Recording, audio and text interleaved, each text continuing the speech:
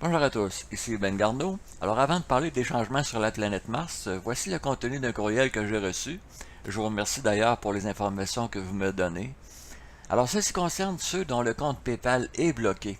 Alors si on suit cette procédure-là, ça devrait débloquer le compte PayPal. Alors si ça peut aider quelques personnes, tant mieux. Maintenant, concernant les changements importants qu'il y a sur la planète Mars, commençons par cette vidéo-là de Suspicious Observers, mise en ligne le 14 décembre 2019. Voici un extrait.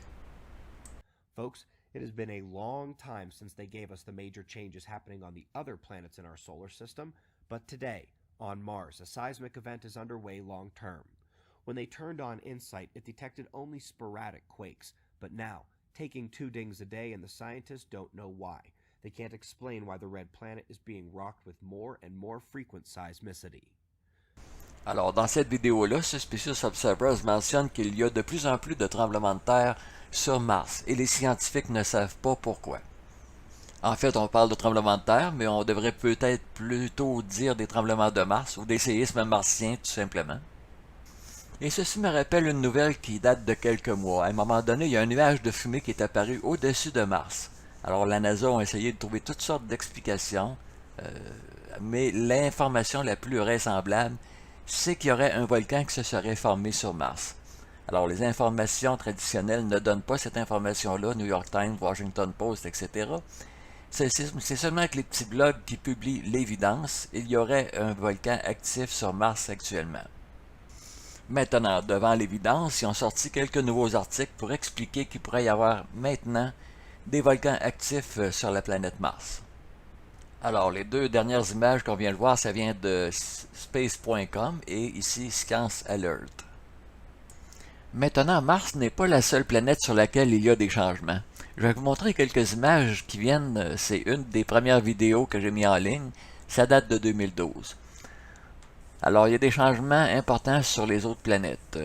Plus on s'éloigne du Soleil, et plus les températures se réchauffent sur les planètes. Au moins 3 des lunes de Jupiter ont changé leur axe de rotation. Il y a aussi les lunes de Neptune et de Pluton qui ont changé leur axe de rotation. Saturne et Neptune ont modifié leur axe de rotation de 5 et de 6 degrés. Accroissement de l'activité volcanique sur Uranus, Neptune et Pluton. En fait, l'augmentation de l'activité volcanique a été constatée aussi sur la Terre et Mars, donc en plus Uranus, Neptune et Pluton. On parle aussi de changements atmosphériques pour la Terre, Mars, Jupiter, Saturne, Uranus, Neptune et Pluton. On parle même de changements orbitaux pour Neptune et Pluton. Au niveau du Soleil, on observe aussi de plus en plus souvent il y a des astéroïdes qui foncent en direction du Soleil. C'est en augmentation constante. Et on constate aussi le fonctionnement anormal du Soleil depuis plusieurs années. Mais ce n'est pas tout. Depuis que j'ai fait la vidéo en 2012, il y a des éléments nouveaux qui se sont rajoutés, entre autres la vitesse de rotation de Vénus qui serait changeante. Nous savons aussi que Jupiter a perdu au moins une ceinture. Nous savons aussi que la célèbre tache rouge de Jupiter est en train de disparaître.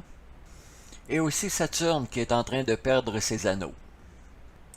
Et en ce qui concerne le Soleil, auparavant, on se souvient qu'il était jaune, maintenant il est blanc. On s'aperçoit aussi, d'après les images satellites, que la couronne du Soleil, elle s'affaiblit.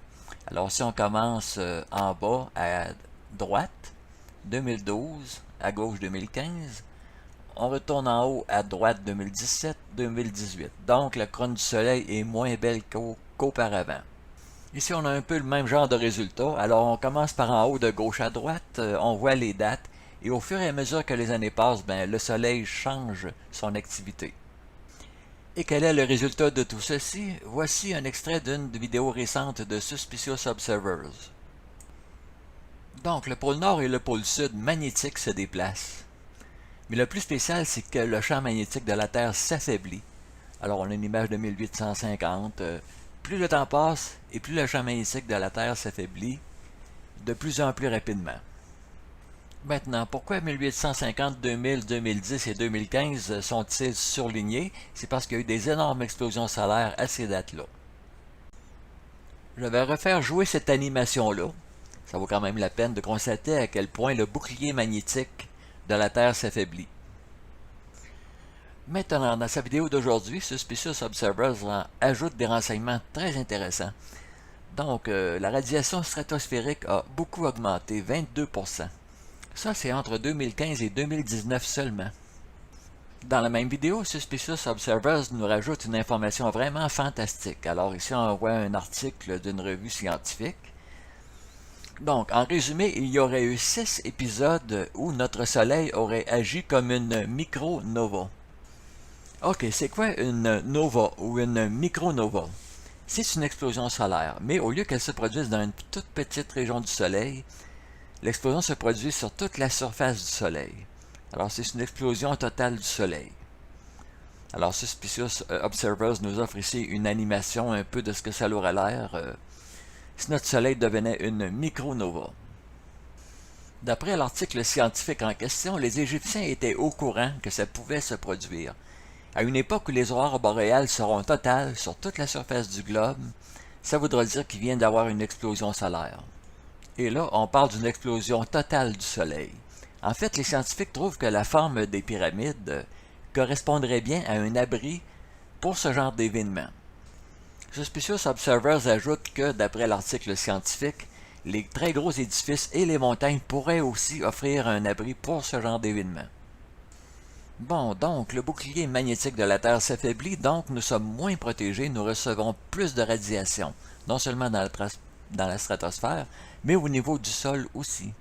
Qu'est-ce que ça peut causer comme inconvénient? Alors, voici une vidéo comme ça que j'ai pognée sur le réseau social. De plus en plus, on voit toutes sortes de phénomènes atmosphériques bizarres un peu partout dans le monde. Ici, on va voir une espèce d'éclair très bleu. Alors, c'est probablement de nature électromagnétique. Un éclair, normalement, c'est toujours jaune. On s'entend là-dessus. Alors, on va voir à un moment donné les nuages prendre une coloration très fortement bleue.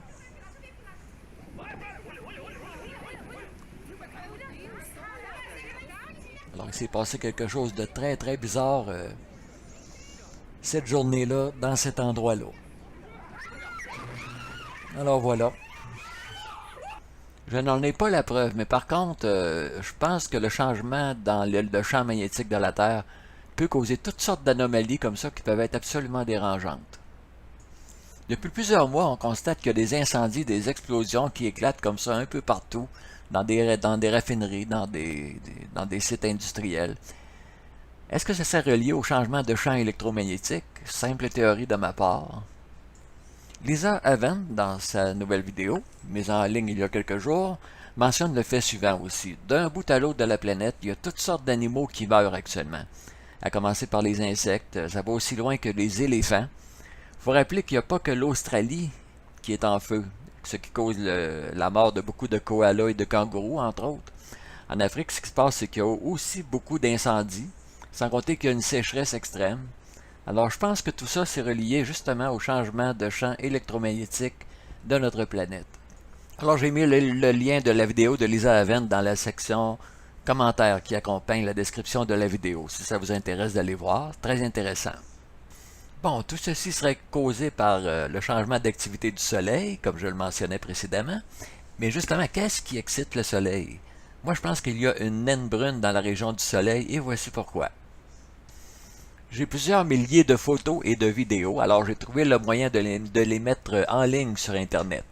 Alors, vous pouvez voir le matériel que j'ai mis en ligne. Je fais rien que commencer à en mettre, là, mais je vais en rajouter plus dans les prochains jours, probablement. Alors, ce qu'il y a dans la région du Soleil, c'est un objet réel. On voit le déplacement de la caméra, avec le reflet de lentille, mais l'objet qui ne bouge pas, il est réel. Alors, si vous voulez en voir plus, ben, comme je le disais, j'ai mis le lien dans la section description qui accompagne la vidéo pour en voir plus. Et je prévois d'en rajouter plus tard. Évidemment, on voit que l'objet est réel parce qu'il ne suit pas le déplacement de la caméra. Bon, maintenant, avant de mettre ma vidéo en ligne, un petit tour sur les vidéos YouTube. Alors, je viens de tomber sur cette vidéo-là de Blue Kool-Aid, une collision avec le soleil. Fantastique. Je vais vous montrer l'extrait vidéo. Bon, nous allons voir maintenant un gros objet s'approcher du soleil. Il semble entrer en collision avec le soleil parce qu'il y a éjection de masse coronale de chaque côté. Ou est-ce que c'est tout simplement un très gros objet qui s'est approché du Soleil, qui l'a contourné et qui a causé des élections de masse coronale sans entrer en collision avec le Soleil? Je pense que c'est ce qui s'est passé. Bon voilà, alors c'est tout pour cette vidéo. J'espère que ça vous a intéressé. Il y aurait encore tellement à dire, mais ça va être pour une prochaine fois. Alors merci d'avoir écouté la vidéo et à la prochaine.